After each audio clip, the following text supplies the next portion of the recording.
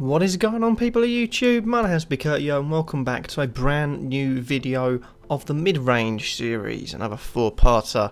We're basically just going over the mid-range sort of price tags on the players. We're doing midfielders today. We've got 5. There aren't too many for midfielders, and there's definitely not a lot for strikers. So we'll be, warning you here. Midfielders, I've got a good selection of 5, 2 of which have made my team. So interesting to see who those are. I mean, I know, but you guys will find out if you haven't seen my team.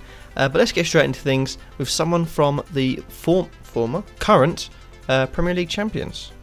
And that is Mr. David Silva of Manchester City. Current champions, not former Kurt.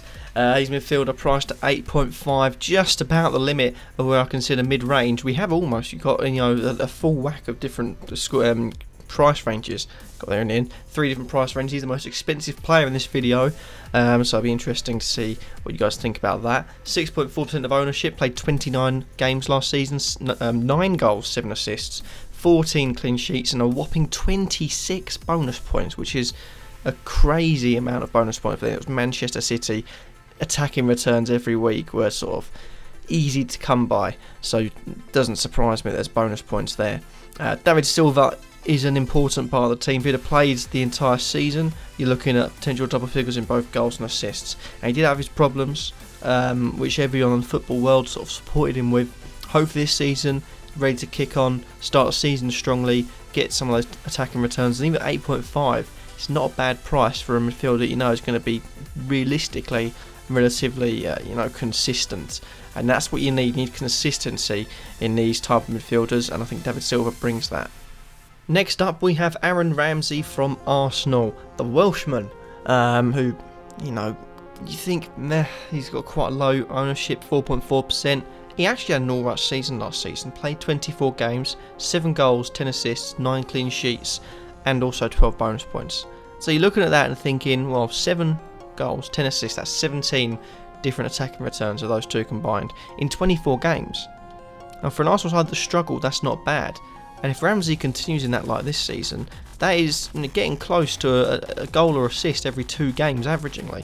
So he could be a consistent starter. You hope he'd be a consistent starter. If he stays fit, he's one of their better midfielders.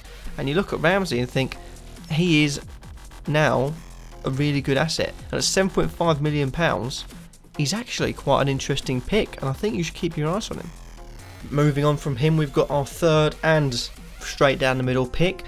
We've got Pogba. Now, I do try and rank them from first in the video as the 5th best, so the worst in the video, but not the worst in the category, to the best being the last one. I do think Pogba's a solid third here. £8 million. A lot of people have said they're not too sure on him. He has got a high percent of ownership, 14.3%. You look at his last season, 27 appearances, 6 goals, 13 assists, 11 clean sheets, and 15 bonus points. So attacking returns are there. You're thinking that the goal involvement, that's headed up to 19, so again, like Ramsey, it's quite a lot. He's just a bit more expensive than Ramsey. I don't think Pogba had a good World Cup, could have been better, but had a good World Cup, and now it's time for him to kick on. And if he does kick on, gets that attacking role, can get forward a bit more, show the world what everyone knows he's capable of, all of a sudden, Pogba is one of the better players to have in FPL, and we should keep our eyes on him. Our penultimate pick is Mr. Willian from Chelsea. And interestingly, you've got to look at him as a decent potential player. There is a slight risk there, but I do feel like he is going to be starting. Now, obviously, Conte has gone, brought a new manager in Sarri. There are talks that he's going to be changing the formation around to a 4-3-3 style thing. And if he gets that right winger role, there is a potential, if he carries on playing first team football, Willian will be a really good pick this season. Now, don't take too much. For these last two, the stats will sort of deceive you, but he made 36 appearances in the Premier League last season, 6 goals, 8 assists, 9 clean sheets, and 13 bonus points. But you've got to consider the fact that a lot of those are as a sub, so you've got to think, coming on for the likes of Hazard or Pedro. So you're looking at him as a still to be sort of confirmed player, but I do feel like he is favourite to get that right wing role, and if he's at his best all through the season, he's a fantastic pick. Lastly, we have Gylfi Sigurðsson, easily what I think is the best mid-range potential player. There is a slight risk but I'll explain everything as we go along. Everton obviously £7.5 million, 2.7% of people own him because of his last season stats: 27 appearances, 4 goals, 4 assists, 6 clean sheets and 8 bonus points. It's not what you expect from Gylfi Sigurðsson. Wonderful attacker, wonderful creator, wonderful everything. But I think we've got to look at the fact that they were struggling. They had to get rid of their manager and bring in Big Sam. Big Sam obviously isn't the most creative of minds in football. Sigurðsson was limited, but now he's under Marco Silva. Everton go again this season, made some good signings. And all of a sudden, Sigurðsson, I think, could go really under the radar from the start. If you own him from the start, though, huge price rises when he does well. And I do think it's a matter of when he does well, because he's a creative player. And when you have that sort of eye-catching 30-yard ball to split open defence, or that 30-yard shot to score from nowhere, Sigurðsson all of a sudden becomes a really, really good prospect, and you should definitely be keeping your eyes on him.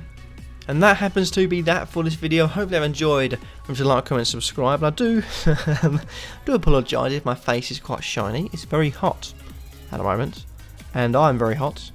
And I'm trying my hardest to cool down, but I sweat easily, so it's yeah, very shiny at the moment on my face. Thank you all for watching. Hope you all enjoyed. Let me know about those mid-range pitch. Any people you think I missed, or potentially you didn't think I spoke about too much. Let me know in the comments down below, and I'll see you all tomorrow, the attackers, and the start finally, because I forgot to get the video ready today, my apologies, of the new series, which, because I've done it a couple of days late, will run through the weekend as well, which I only managed to do it Monday to Friday. It will run through the weekend to make up for the 2 days that I've missed. Thank you all for watching, and peace.